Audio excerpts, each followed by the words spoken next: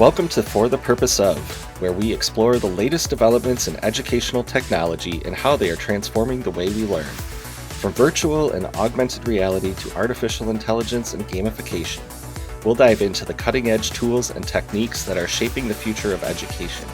Join our hosts as they speak with industry leaders, educators, and experts to uncover the potential and challenges of EdTech, and discover how it can improve the learning experience for students of all ages. So sit back, relax, and join us on our journey to discover how technology is changing the way we educate ourselves. This introduction was created with ChatGPT. God, you sound like such a robot. Did you really do that? You should get an AI voice person to say it. Yeah. Oh, there you go. So thanks everybody for joining. I'm Ron Hauptman, one of the tech consultants, and I'm Sarah Wood. And I'm Keith Tramper. So today we're going to have a special guest on our podcast. We're going to have Gina Loveless, an education technology consultant from the Michigan Department of Education. And we are going to talk a little bit about the 2023 MACUL conference, some things about open education resources, and some other education technology stuff from around the state with Gina. Well, as we've alluded to, we're going to be talking some AI things, specifically maybe ChatGPT, as it's kind of making its round in education conversations, has some people concerned for the future of teaching and learning. So I'm just curious, what do you guys think about this? So are you ready for the rant to start out with? Bring it. I love a good Ron's rant. Do you guys remember when Wikipedia was first making its scene? Yep. What was predicted in education exactly? All the students were going to cheat. Yeah, it's going to be the end of the world as we knew it. Same thing with, do you remember pagers? Now you're going back. So pagers were going to be the end of schools because, all kinds of reasons. Same thing with cell phones.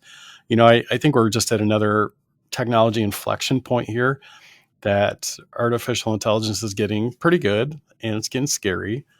But I think really it's a lot of people freaking out way faster than they need to. I think with any technology that gets introduced, you have to just think of it as a tool.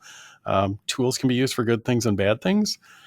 I think there's a lot of promise in the artificial intelligence, and we're just we're at such a cusp of this, like very beginning of it. I don't think a lot of people realize the implications yet, just beyond cheating. There's going to be a ton of other stuff that it's going to do that you should probably really freak out about, but not this one. This is not the thing to freak out about yet. So Microsoft has already said, hey, we're going to start building this into Microsoft Outlook. So you can ask the ChatGPT, whatever their version is going to be called, write me an email to Keith and Sarah saying, hey, let's do a podcast next week, and do that for you. Or just like with Google in Google Docs, it's already intimating from your words. It's doing that autocorrect for you, and it's also starting to give you what words might be used in the place that you're typing. So it's starting to give you those prompts already.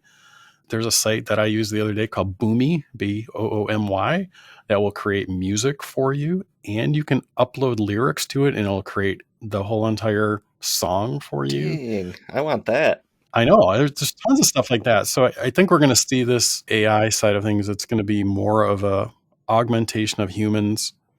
It's going to make our lives probably a little easier, better. But I don't quite get the total freak out, because I think Sarah's probably going to talk a little bit about it. How do we detect this with our kids? What do you think, Sarah? How would you go ahead and detect ChatGPT copy paste into a Google Doc? Very first thing I would do is check the revision history. Did you see 5 pages of text get copied and pasted right into that document? That would be a red flag right there for me. So I'm curious. There are sites, like No Red Ink or Turnitin that have, those plagiarism detectors in there. But how are they adapting to this new world with AI? Are they incorporating that in there? It sounds like ChatGPT gets around their systems right now. I'm sure they'll adjust, but I know, and Ron had shared a detector with me, and I tried it with a generated blog post from ChatGPT, and I put it in there, and it came up as 99.98% plagiarized. But if I'm a high school English teacher, and I don't see that someone had copied and pasted in, 5 pages of text into a Google Doc, and I want to run something through there, that's going to take a lot of time if I have 150 students where I'm checking it. So I'm just curious how that technology is going to evolve as a result of this. And it's not necessarily a bad thing. And I think about how can we leverage that for a positive use. And I'm thinking, it would be great for that student who has a paper due at midnight and it's 11:30 p.m. and they're kicking it, they're like going to get this into gear and they want someone to proofread their paper, but how many people are up at that time? So it'd be a tool that you can use to have a proofreader on your side at any time. I think there's just a lot of different uses for it. And like Ron said, we're just hitting the cusp of what it could do and where it can go. Yeah, and we have said ChatGPT multiple times, but I don't know if we've explained it. Either one of you feel like you could explain what ChatGPT is? So if you've not heard a lot about what ChatGPT is, it's a web application that is an artificial intelligent application that uses, we call them large language models. And its whole entire job is to take an input that you put into the system based on text and then output something that is pleasing to humans. And pleasing to humans, the way that the algorithm works, really kind of neat, is it's ingested billions of lines of text, and it's been trained on websites, even like Wikipedia, to take text into it. And when it answers a question that you ask it, and if you just think about any old chat bots that you might have used, maybe even online when you're trying to interact with customer service, those are a form of artificial intelligence, or not necessarily ChatGPT, but an AI. So what these large models do is it tries to predict the next word based on the input that it took in. So whatever it was trained on, if you ask it a question, it's going to look at that question and say, what's the best result I can give to the human based on a model where I predict that the next word I'm going to put is what I've read in all of the text that I've taken in. So it's really using text, English text, that is trained on to give you something that would make sense because those words would be in the correct order based on a percentage basis. So it's pretty slick, and it does a really great job. If you read any of the output, if you put something into it, you can kind of tell it's AI generated because it does a really good job of like the 3-paragraph essay. It'll give you an introduction, 3 paragraphs, and then a summary, and they all sound the same. But I think it really, teachers that have had their students write things, to me, I'd say, what writing samples might you have already?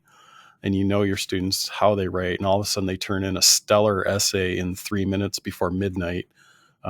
Chances are you might want to have a conversation. So in other words, Ron, you're saying that ChatGPT goes out and essentially reads blogs, reads the websites, reads knowledge bases, and essentially builds like its own understanding of something and spits out an answer to you. Yep. And it's just based, again, on trying to please the human being based on percentages of words and what order it's seen those words when it was being trained. So these right now are created in kind of a closed box. So you import tons and tons of lines of training text into these ChatGPT-ish systems. My wondering is, when you turn this thing loose on the internet, what happens then? Because it's going to start generating more text that is on the internet. And then after a while, it's starting to ingest stuff that just the ChatGPT or the AI has created. So after a while, it's like, what's original anymore? Yeah. And with any AI, you're talking about what is it actually trained on to begin with, right? Like that's correct. One of the biggest concerns with it is, are we feeding it enough to be culturally responsive to all different cultures and all different languages and situations and viewpoints? And they actually say when you first load up ChatGPT, like, hey, this is trained on stuff that's on the internet. So there could be bias here. There could be misinformation that makes its way into this. So I guess that's another way you could check to see if it's something that your students wrote, if the information's actually correct, or if it seems like it has a weird bias to it, you might be able to tell. Yeah. I think down the road, I think a lot of other people have started to see things like the DALL-E, DALL-E, which is creating art. So, you give it a prompt of, draw me a picture of 3 podcast hosts on the moon and it'll generate the stuff for you. After a while, it had to get trained on images that are already on the internet anyway. And a lot of those things are probably copyrighted work. So there's a whole lot of ethics that are going to involve in this. But again, we're right at the very beginning of this. I think there's going to be some very long-term implications of it, especially as educators. And it gets back to Sarah's point of, if you fear that your students are doing all these bad things, it's kind of incumbent on us as really talented educators and professionals to figure out different ways to have our students express their learning. I think the bright spot here, if you want to think about a really bright spot, is this opens up the more important part of, or an important layer of, what does experiential learning look like, right? Hands-on learning. You can't AI that. So yeah, I feel like math teachers have been struggling with this for a little while, right? Like photo math was the big one that came out not too long ago, where it just can essentially scan a math problem and it will solve step by step how to do that whole problem. So you could essentially do that for your whole homework, depending on the way that your teacher, set that up. So I think it forced math teachers to rethink a little bit about how we approach assessment and how we approach even homework assignments or any kind of practice that our students are in, because man, that really shifted things. Much like the calculator, when that first came over, it felt like, whoa, this is going to kind of shift the way that math is expected to be done in schools. Okay, so Keith and Sarah, because you're math teachers, have you ever told one of your students that they need to do math because they're not always going to have a calculator with them? I did that. I always say math is all around you. You can't get away from it. They all have smartphones, man. I know. I ate my words. That was like my first year of teaching, and I ate my words a year or two down the line. But you're right. I think it's the new, like, hey, you need to make sure that your questions, your assessments, the things you're expecting of students are not simple things that are recall, that are things that are Googleable, right? So it just gets back to, we need to improve our teaching practices and do better. And I think not lose that human element, which is, I think, a big thing that's missing right now with AI generated things. You don't get that human voice or that human output where it's a great starting point. But then how do you interject your own personality, your own voice, your own humanity into whatever you're producing? And we know that kids don't like doing this, but this really brings back one of my favorite teaching methods ever, is the Socratic method, right? Or as a thing we all fear when we walk into a room and you see all the chairs are set up in a circle. You're like, oh my gosh, no, we're not going to have circle talk time. And for introverts, nightmare. Yeah, it's just yet one other way to think about that is, I think the best teaching and learning that I've ever experienced has been by a Socratic method or by hands-on learning versus recall, regurgitate. So we'll see where this goes. I think we live, like they say, is it a Confucius thing that says, may you live in interesting times? Or was that Yoda? I think that was Socrates. Was it Socrates? Okay. Have you guys ever listened to the podcast Pessimist Archive, or I think it's called Build for Tomorrow now? Isn't Pessimist Archive, isn't that my daily rant? I was going to say, does Ron run that one? Nope. It's Jason Pfeiffer is the podcast host, but essentially he goes back to different technologies and when they were introduced. So things like the elevator or the bicycle or the bow and arrow. And he looks at how society reacted to them. And like Ron was talking about that inflection point, like there's always a bit of hesitation, no matter what technology it is, when it first gets introduced. And I think that's the point that we're at right now. Sometimes those technologies get embraced, and sometimes they push society forward in different ways. Sometimes they push them backwards too. So I guess we'll see where this all goes. And I think we're seeing more of a rapid influx of some of these game-changing technologies, where before there was long periods of time in between these. So some people are like, technology, give me a break to catch up with what's there, and maybe not even realizing what technology is powering their existing technology. Mm-hmm. It's an endless cycle. We'll be right back after this short message. We know that it's hard to get out of your building for professional learning, so we created a learning experience that comes to you. Our PL in a Box experiences deliver high-quality professional learning and all the materials you need right to your doorstep. Educators around the state have loved our design thinking and creativity PL in the Box experiences. In partnership with the MySTEM network, we're excited to bring to you 2 new PL in the Box experiences centered on computer science. Introducing CS in a Box full of robotics goodies and a learning experience to get you learning about computer science hands-on and ready to try it with your students. CS in a Box Adafruit Edition is for upper elementary to high school educators. You'll receive an Adafruit Circuit Playground Express Educators Kit, which will allow you to unlock new and exciting computer science experiences for your students. And for pre-K through 2nd grade educators, we have a CS in a Box Bebot Edition. You'll receive a Bebot robot and accessories to help you introduce your young learners to computer science. This is free for Kent County educators and only $10 for educators outside of Kent County. Register now at bit.ly/csboxpd. That's CSBOXPD. CS in a Box. Learning delivered to you. Welcome back. We are joined with our special guest for our episode today. We have Gina Loveless, who is an educational technology consultant with the Michigan Department of Education and also the MACUL board president this year. So welcome, Gina. Thank you. Glad to have you with us today.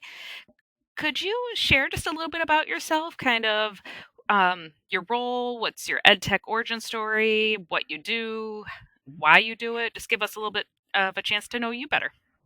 Sure. So I hail from the classroom, taught in the classroom for almost 7 years, worked out into an ISD position, worked my way through a couple different ISD positions to gain some other experiences. Also ended up back in the district level positions as tech director. So I feel like I've done ed tech in a bunch of different directions. Currently, I'm at the the Michigan Department of Ed as an educational technology consultant. I loved ed tech. It was one of those, I started teaching and am I going into my psychology background? Am I going to do some stuff with that, or am I going to go on a new venture? And I chose the new venture into ed tech, and oh my gosh, I am thrilled. And I mean, I'm always learning something, and I'm a lifelong learner. So I think that's why I love ed tech so much. That's awesome. And we're going to dig in a little bit to some of your work that you're doing at the state level through MDE as well as MACUL.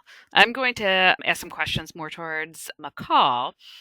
And as a lot of educators might have seen, that we have conference coming up. We know that it's March, specifically St. Patrick's Day time. So as the president of MACUL, the board president, what would you like educators to know about the conference this year?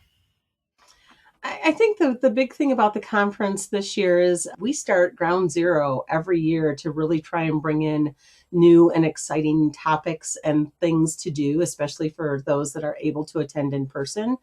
But knowing the climate and everything that went on with the pandemic, we are offering for the 2nd year in a row since the pandemic a virtual track.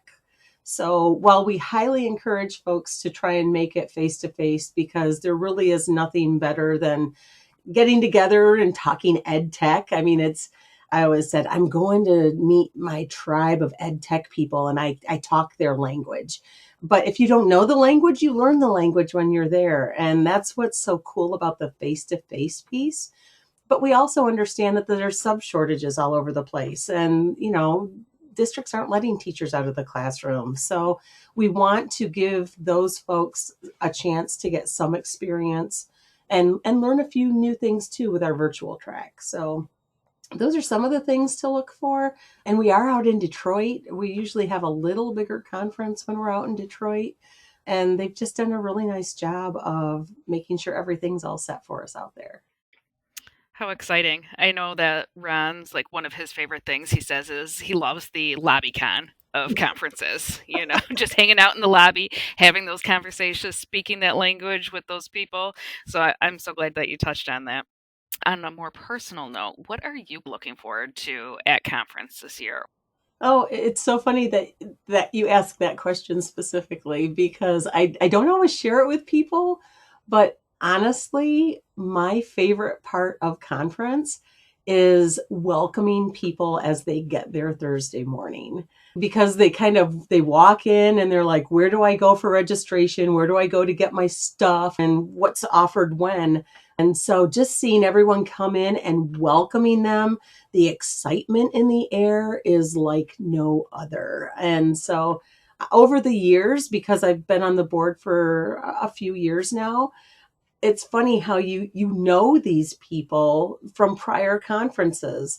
You recognize them and they recognize you. So yeah, that's my absolute favorite part of the conference is welcoming folks in and just feeding off of their energy that they're bringing because everyone's so excited to get started in their learning.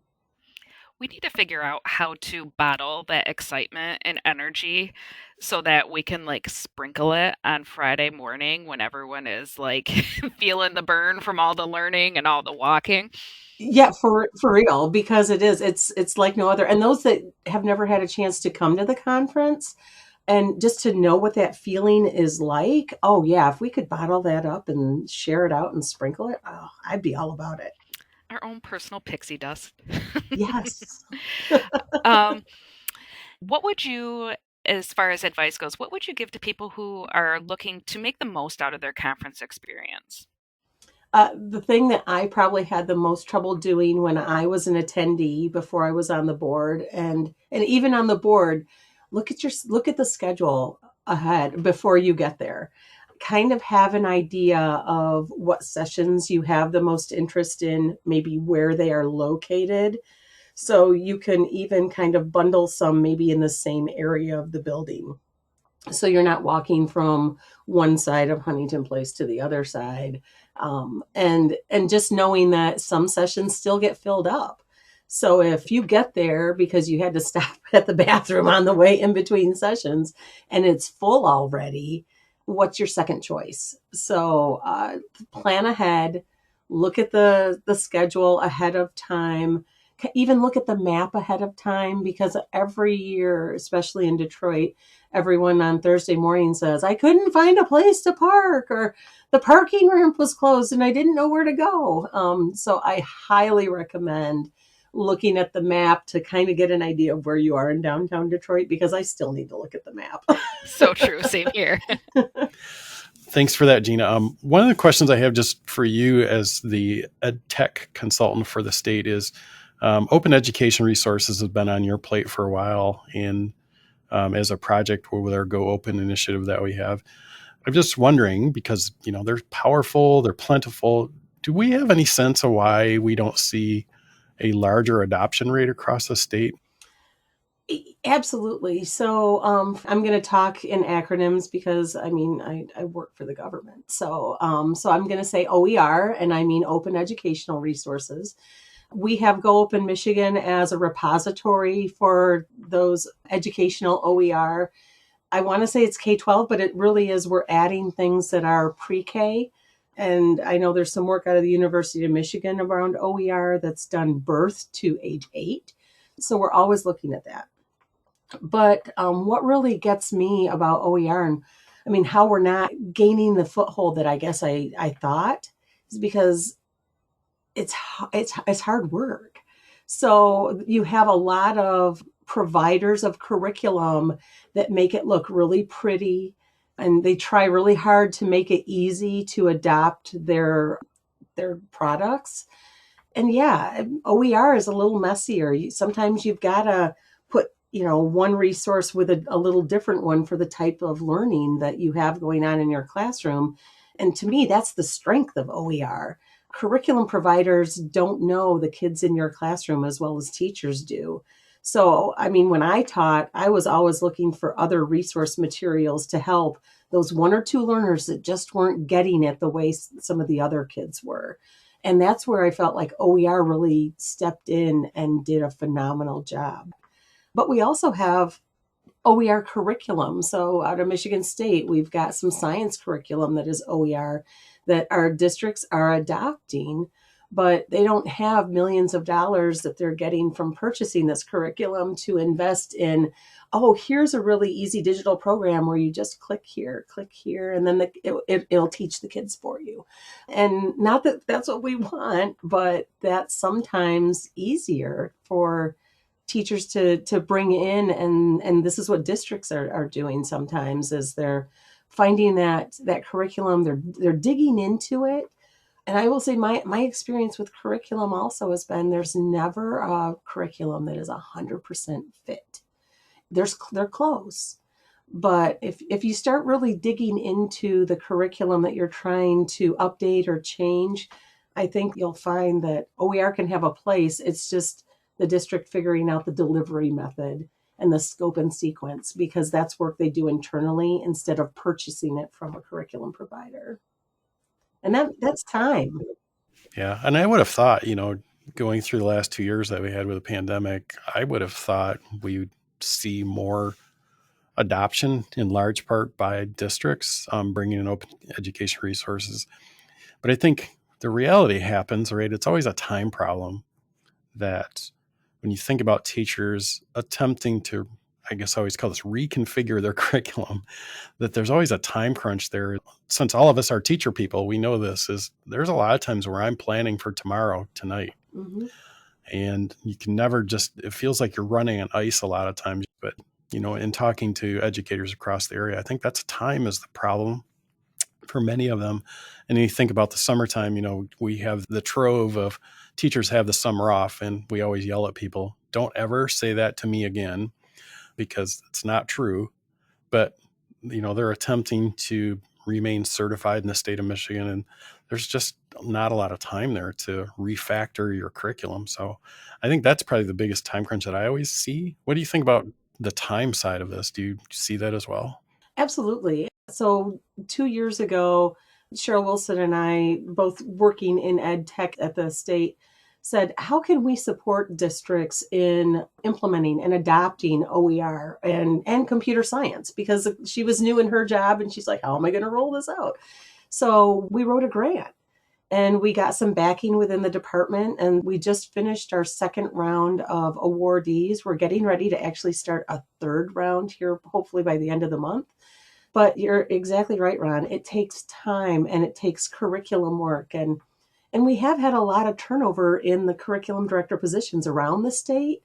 OER is not that, oh, we're going to adapt this and we're going to do it in a year or two and it's going to be phenomenal.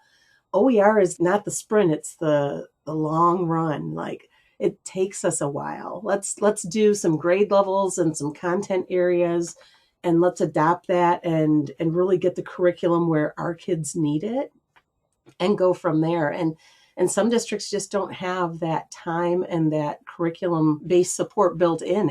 You don't have enough time in the day to do it. So we've offered this grant now for, like I said, the second time. And it's not, OER side is literally $14,000. We try to get the district out to another district that has adopted OER, but then also give them part of that money to cover the cost of extra meetings so that they can pay their staff for staying after. So it's not an expectation of just your normal contract work. So we're really trying to give teachers an idea of, we appreciate you and we appreciate this time. And you stayed through the dinner hour, so we're going to make sure that we at least send you home with some food in you so that you don't have to go home and make dinner and put kids to bed and do all of that stuff as well. So if you can figure out how we can get like 30 hours a day, but then everyone gets burnt out. So, it's a circular thing. So.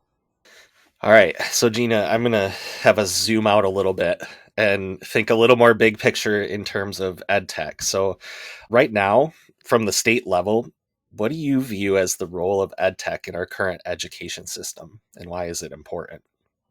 Oh, that is such a big question. It's funny because ed tech folks see where ed tech lies within education. And it's how do we get everyone else? I kind of understand that we would be a really good partner in a conversation to bring in. And I think it comes down to time even. Like, we're trying to get this initiative done. We don't have time to bring in other partners, and we don't really even know what EdTech does.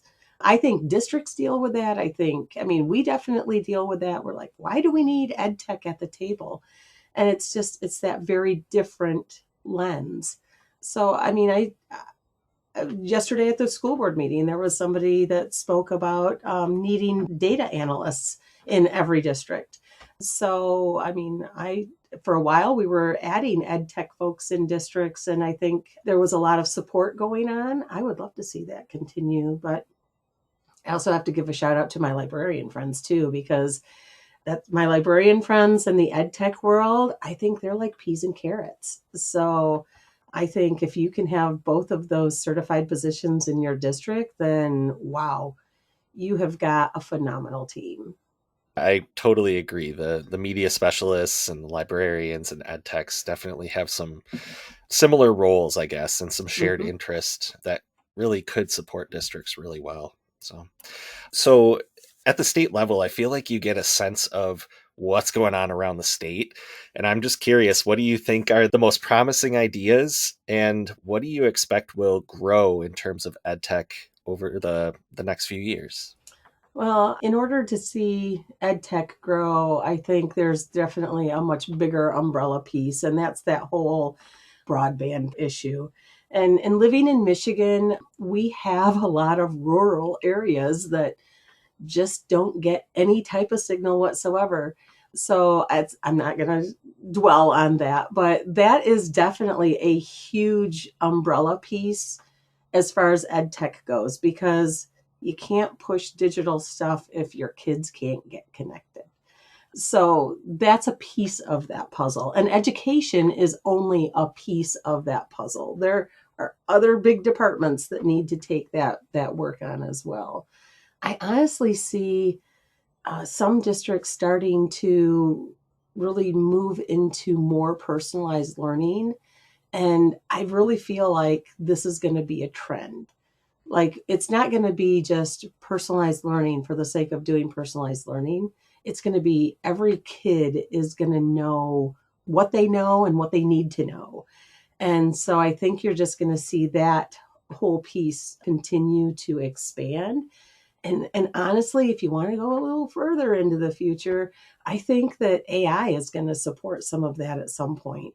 My heart has felt like the technology and know-how is there to be able to do that.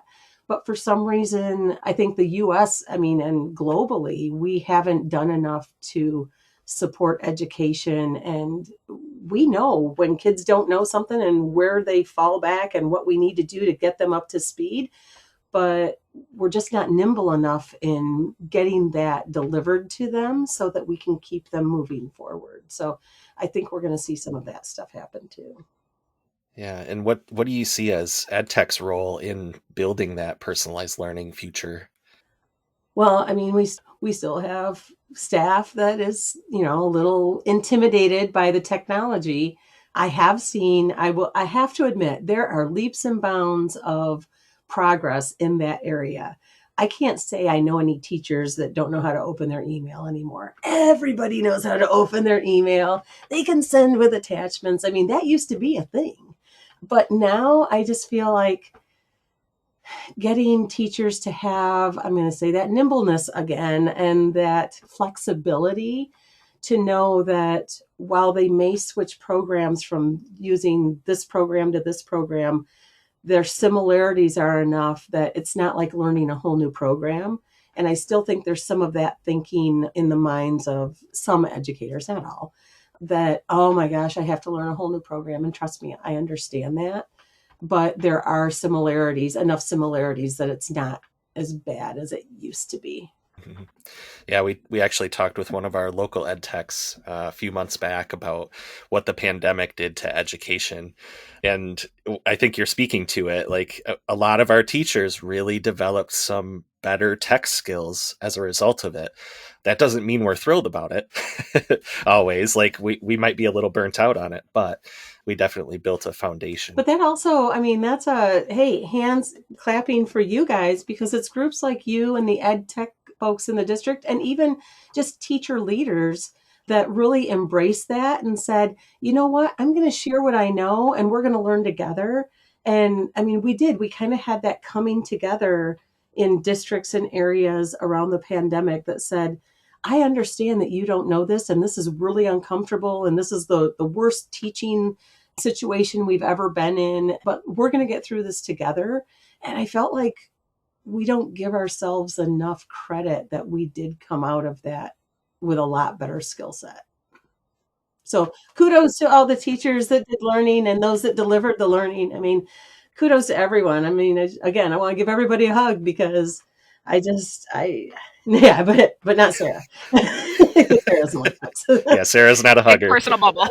But yeah, I mean, I'm a hugger. So yeah, I just want to really give kudos out to, just everyone in education, because we're coming out of this and we're better for it, even though some days, boy, is it hard to figure that out. Mm-hmm. Yeah, sometimes it takes a crisis to bring us all together. Mm-hmm. So, yeah. Absolutely. All right. Thanks, Gina. I'm going to turn it back to Sarah. Well, Gina, we are so grateful that you were able to join us today and talk about some of the things that are going on at the state level and your involvement and kind of where things might be going in the future. I feel it's so helpful for us to have these conversations with each other and at a bigger audience level to just help us all understand, build a little empathy for each other, and know where everyone's coming from so that we can move forward. So we really appreciate you being here today.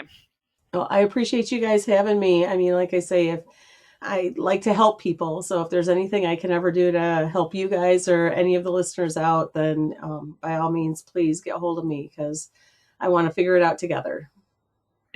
So if people would like to contact you to chat a little bit further or anything, what would be the best way that they could get in contact with you?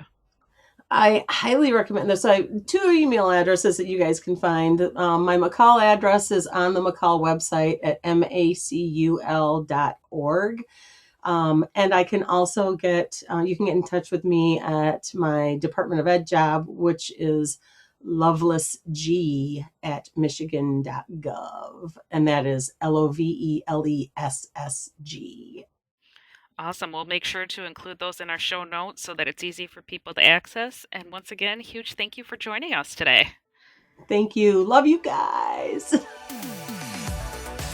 And that's it for this episode of For the Purpose Of. Special thanks to Gina Loveless for sharing your thoughts today on this episode. What do you think about ChatGPT or any of the other things we talked about? Let us know at edtech@kentisd.org. You can find all things EdTech at bit.ly/IamEdTech. And if you like For the Purpose Of, we'd love it if you'd share it with a friend. Catch you next time on For the Purpose Of. This podcast is a service of Kent ISD. It is produced by Ron Heltman, Sarah Wood, and Keith Tramper. Our theme music is Neon Nights by Scott Holmes Music, and our ad music is Vienna Beat by Blue Dot Session. Keith, will you put the crowd goes wild sound in there? Yes. Yep. I know. That was a terrible audio clip. Don't use that one.